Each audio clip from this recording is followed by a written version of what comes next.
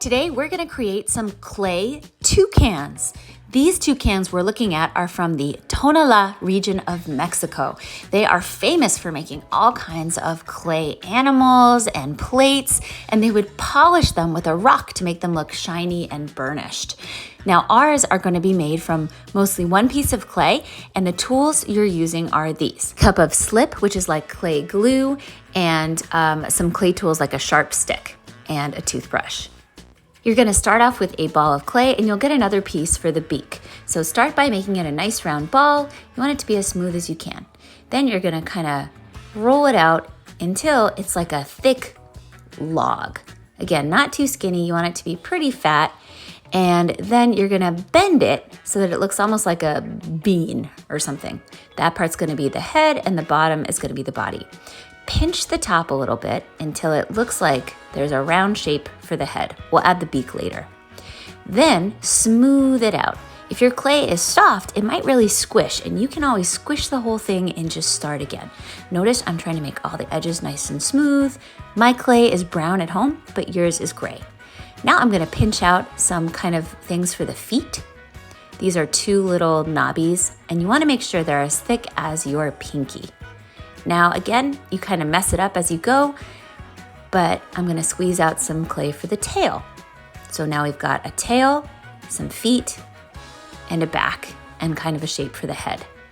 Now I'm gonna take this other piece of clay and roll it to make a ball again. We're gonna make it pointy for the beak, and you can either squeeze it, or you can roll it on the table just on one side to make it pointy. Those are both good ways to make a beak. Now, if you just stick clay to clay, it's not gonna stay. And actually, you know what? Mine was too big, so I'm pulling a little clay off. Yeah, that looks better.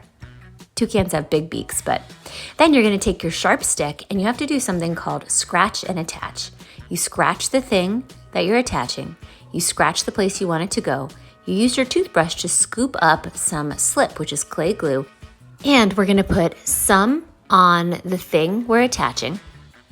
And we put some on the place where it's gonna go. Now you need to do this for all the things you add. If you add wings later, you gotta scratch them and attach them. Then see how with my finger, I'm pushing the clay from one piece onto the next piece? The idea is you're taking two pieces and you're really fusing them to make one. This is what the clay tools are for too. You can really spread the clay out. And again, if you mess it up, it's okay. You can smooth it out with your finger later. Now, if you want, you can be all done, but I think it's nice to add some details. For example, some eyes. I squished some little balls to make pancakes, but remember, can you just stick eyes right on?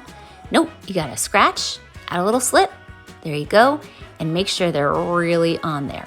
Then you can use a pencil or something and make a hole. Do the same with the other side.